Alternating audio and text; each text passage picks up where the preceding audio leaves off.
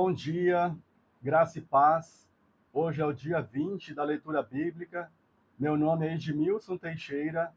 Estudaremos hoje Gênesis, do 43 a 45, Mateus 13, do 31 a 58, Salmo 17, do 10 a 15.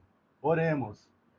Pai, eu te louvo, eu te dou graças, eu te peço, usa-me, capacita-me, fale conosco, ó Pai, através da tua palavra, encha-nos, ó Pai, de amor pela tua palavra, abençoe a vida de cada irmão, de cada irmã que estão assistindo essa live, eu te peço, ó Pai, essas bênçãos, em o nome de Jesus. Amém. Em Gênesis, iremos ler a história de José. É uma das histórias mais lindas e emocionantes da Bíblia. Gênesis 43. A fome continuava rigorosa na terra. Assim, quando acabou todo o trigo que os filhos de Jacó tinham trazido do Egito, seu pai lhes disse: voltem e comprem um pouco mais de comida para nós.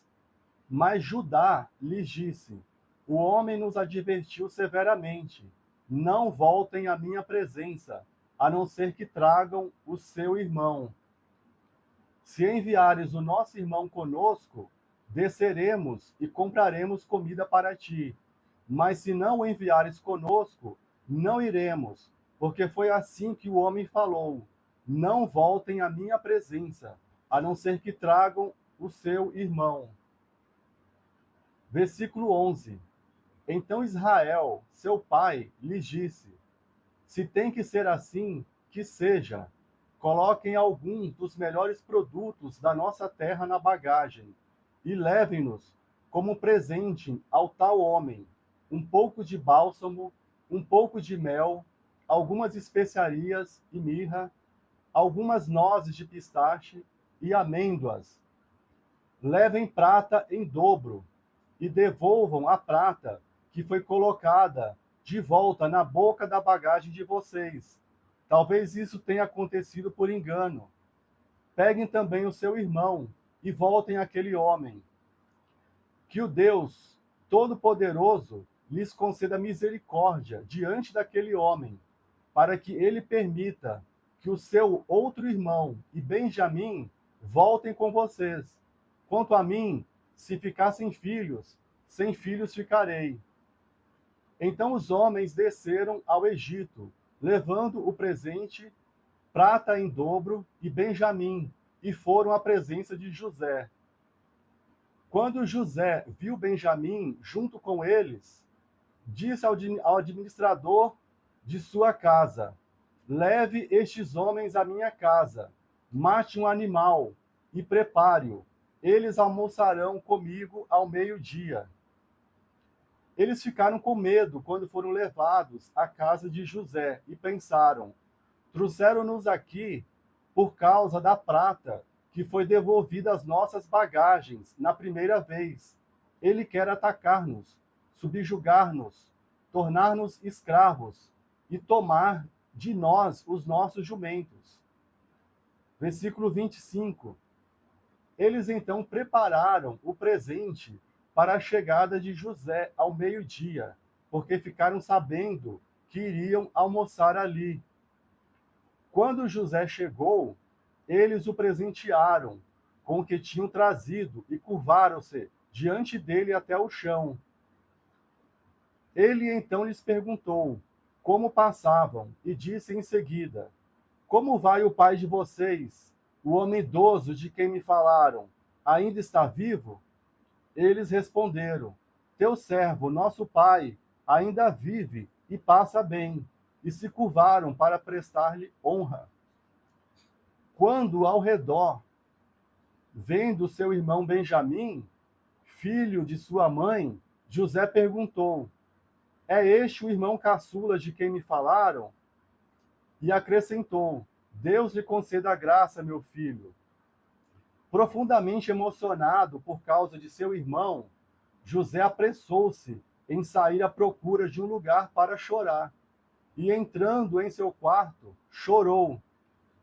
Depois de lavar o rosto, saiu e, controlando-se, disse: sirvam a comida.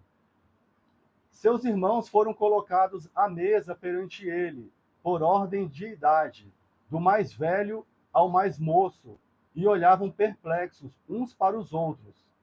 Então lhe serviram da comida da mesa de José, e a porção de Benjamim era 5 vezes maior que a dos outros, e eles festejaram e beberam à vontade. Gênesis 44, versículo 4. Ainda não tinham se afastado da cidade quando José disse ao administrador de sua casa: vá atrás daqueles homens, e quando os alcançar, diga-lhes: por que retribuíram o bem com o mal? Não é esta a taça que o meu senhor usa para beber e para fazer adivinhações? Vocês cometeram uma grande maldade. Versículo 9.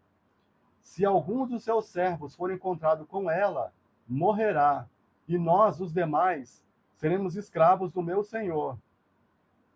E disse ele: concordo, somente quem for encontrado com ela será escravo, os demais estarão livres. O administrador começou então a busca, desde a bagagem do mais velho até a do mais novo, e a taça foi encontrada na bagagem de Benjamim. Diante disso, eles rasgaram as suas vestes. Em seguida, todos puseram a carga de novo em seus jumentos e retornaram à cidade. Quando Judá e seus irmãos chegaram à casa de José, ele ainda estava lá. Então, eles se lançaram ao chão perante ele. E José lhes perguntou: que foi que vocês fizeram? Vocês não sabem que um homem como eu tem poder para adivinhar? Respondeu Judá: o que diremos a meu senhor? Que podemos falar? Como podemos provar a nossa inocência? Deus trouxe à luz a culpa dos seus servos. Agora somos escravos do meu senhor, como também aquele que foi encontrado a taça. Disse, porém, José: longe de mim fazer tal coisa. Somente aquele que foi encontrado com a taça será meu escravo. Os demais podem voltar em paz para a casa de seu pai. Versículo 30. Agora, pois, se eu, Judá, voltar a teu servo, a meu pai, sem levar o jovem conosco, logo que meu pai, que é tão apegado a ele, perceber que o jovem não está conosco, morrerá. Teus servos farão seu velho pai descer seus cabelos brancos à sepultura com tristeza. Além disso, teu servo garantiu a segurança do jovem a seu pai, dizendo-lhe: se eu não trouxer de volta, suportarei essa culpa diante de ti pelo resto da minha vida. Por isso, agora te peço, por favor, deixa o teu servo ficar como escravo do meu senhor no lugar do jovem, e permite que ele volte com seus irmãos. Como poderei eu voltar a meu pai sem levar o jovem comigo? Não, não posso ver o mal que sobreviria a meu pai. Gênesis 45. A essa altura, José já não podia mais conter-se diante de todos que ali estavam, e gritou: façam sair a todos. Assim, ninguém mais estava presente quando José se revelou a seus irmãos. E ele se pôs a chorar tão alto que os egípcios o ouviram, e a notícia chegou ao palácio do faraó. Então disse José a seus irmãos: eu sou José. Meu pai ainda está vivo? Mas seus irmãos ficaram tão pasmados diante dele que não conseguiu responder-lhe. Chegue mais perto, disse José a seus irmãos. Quando eles se aproximaram, disse-lhes: eu sou José, seu irmão, aquele que vocês venderam ao Egito. Agora, não se aflijam, nem se recriminem por terem me vendido para cá, pois foi para salvar vidas que Deus me enviou adiante de vocês. Já houve 2 anos de fome na terra, e nos próximos 5 anos não haverá cultivo nem colheita. Mas Deus me enviou à frente de vocês para lhes preservar um remanescente nesta terra e para salvar-lhes as vidas com grande livramento. Assim, não foram vocês que me mandaram para cá, mas sim o próprio Deus. Ele me tornou ministro do Faraó e me fez administrador de todo o palácio e governador de todo o Egito. Versículo 21. Assim fizeram os filhos de Israel. José lhes providenciou carruagens, como o Faraó tinha ordenado, e também mantimentos para a viagem. Depois, despediu-se dos seus irmãos, e ao partirem, disse-lhes: Não briguem pelo caminho. Assim partiram do Egito e voltaram a seu pai, Jacó, na terra de Canaã. E lhe deram a notícia: José ainda está vivo. Na verdade, ele é o governador de todo o Egito. O coração de Jacó quase parou, não podia acreditar neles. Mas quando lhes relataram tudo o que José lhes dissera, e vendo Jacó, seu pai, as carruagens que José enviara para buscá-lo, seu espírito reviveu. E Israel disse: Basta, meu filho ainda está vivo. Irei vê-lo antes que eu morra. Lições que podemos aprender com essa história de José. Romanos 12 e 21 diz: Não se deixem vencer pelo mal, mas vençam o mal com o bem. José perdoou os seus irmãos. Ele não buscou a vingança. Nenhum dos planos de Deus podem ser frustrados. Está lá em Jó 42, 2. Todas as coisas cooperam para o bem daqueles que amam a Deus, daqueles que são chamados segundo o seu propósito. Está lá em Romanos 8 e 28. Foi a providência divina que livrou José de ser assassinado pelos seus irmãos e por Potifar. José, ele fez todos aqueles testes com seus irmãos para saber se eles haveriam de abandonar Benjamim à própria sorte, conforme tinham feito com ele anos antes. Mas Judá, como tipo de Cristo, ofereceu-se para tomar o lugar de seu irmão mais novo. No final, Deus reuniu novamente a família e os livrou da fome, que ainda haveria de durar por mais 5 anos. Agora vamos para Mateus 13, do 31 a 58. E contou-lhes outra parábola. O reino dos céus é como um grão de mostarda, que um homem plantou em seu campo. Embora seja a menor dentre todas as sementes, quando cresce, torna-se a maior das hortaliças e se transforma numa árvore, de modo que as aves do céu vêm fazer os seus ninhos em seus ramos. E contou-lhes ainda outra parábola. O reino dos céus é como o fermento que uma mulher tomou e misturou com uma grande quantidade de farinha, e toda a massa ficou fermentada. O reino dos céus é como um tesouro escondido num campo. Certo homem, tendo-o encontrado, escondeu-o de novo. E então, cheio de alegria, foi, vendeu tudo o que tinha e comprou aquele campo. O reino dos céus também é como um negociante que procura pérolas preciosas. Encontrando uma pérola de grande valor, foi, vendeu tudo o que tinha e a comprou. O reino dos céus é ainda como uma rede que é lançada ao mar e apanha toda sorte de peixes.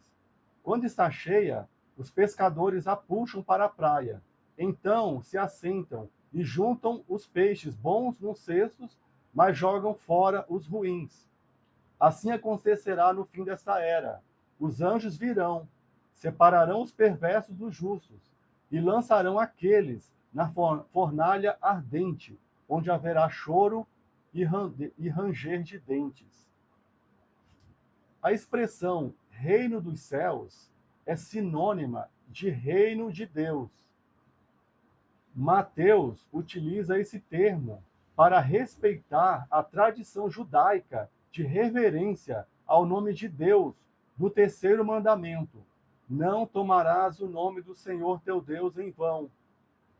O reino de Deus, ele abarca todas as coisas sobre as quais Deus exerce poder, quer no mundo e tudo que nele existe, quer as vidas dos homens.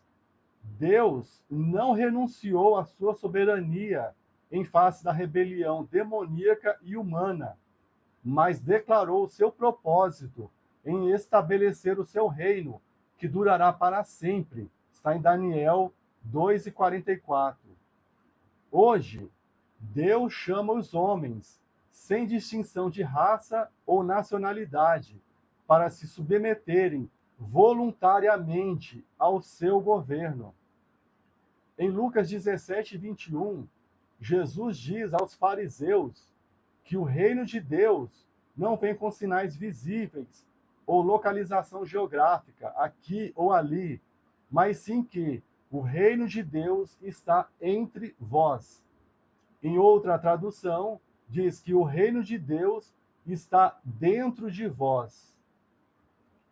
O reino de Deus, primeiramente, é reconhecido no coração do crente e depois nas igrejas de Deus. A entrada no reino de Deus é pelo novo nascimento. Está em João 3:5. Essa nova natureza se evidencia pela obediência, pois está escrito que somente os que fazem a vontade de Deus entrarão no seu reino. Mateus 7:21. Em Colossenses 1:13 diz: pois ele nos resgatou do domínio das trevas e nos transportou para o reino de seu Filho amado. A parábola do grão de mostarda nos ilustra o desenvolvimento do reino, a propagação do evangelho, o crescimento da igreja, que teve um começo insignificante para os padrões do mundo. Mas, ao final, a religião da qual Jesus Cristo é o Salvador tornou-se uma das principais do mundo, com representantes em todas as regiões da terra. A parábola do tesouro escondido no campo ilustra a descoberta acidental do reino. Já a parábola da pérola de grande valor ilustra a descoberta do reino por um esforço diligente. Mas nos dois casos, a ação do Espírito Santo, convencendo e direcionando o pecador a Cristo. Lições que podemos extrair dessas parábolas. A salvação, ela deve ser considerada o nosso único tesouro e devemos valorizá-la acima de tudo. Se preciso for, é necessário sacrificar tudo a fim de reter, de se apossar desse tesouro. Nesse tesouro, isto é, na salvação em Jesus, é que deve estar a nossa alegria. O nosso destino final, ele depende da aceitação ou rejeição dessa mensagem do reino. Finalizamos com o Salmo 17, do 10 a 15. Eu vou ler também o versículo 8 e o 9. Protege-me como a menina dos teus olhos, esconde-me à sombra das tuas asas, dos ímpios que me atacam com violência, dos inimigos mortais que me cercam. Eles flecham o coração insensível e com a boca falam com arrogância. Eles me seguem os passos e já me cercam. Seus olhos estão atentos, prontos para derrubar-me. São como um leão, ávido pela presa, como um leão forte, agachado na emboscada. Levanta-te, Senhor, confronta-os, derruba-os. Com a tua espada, livra-me dos ímpios. Quanto a mim, feita a justiça, verei a tua face. Quando despertar, ficarei satisfeito ao ver a tua semelhança. Este é um salmo de lamentação. Eles começam com um grito, pedindo ajuda contra inimigos internos, externos ou enfermidades, e terminam com um tom de fé e louvor, uma vez que a oração da pessoa tenha sido respondida, ou que se espera que em breve será respondida. Neste salmo, o salmista pede por ajuda, por proteção, por livramento e justiça de Deus, pois os homens ímpios o atacam com violência. Em João 16:33, a parte B, diz: No mundo tereis aflições, mas tende bom ânimo, eu venci o mundo. Fiquem na paz, até a próxima.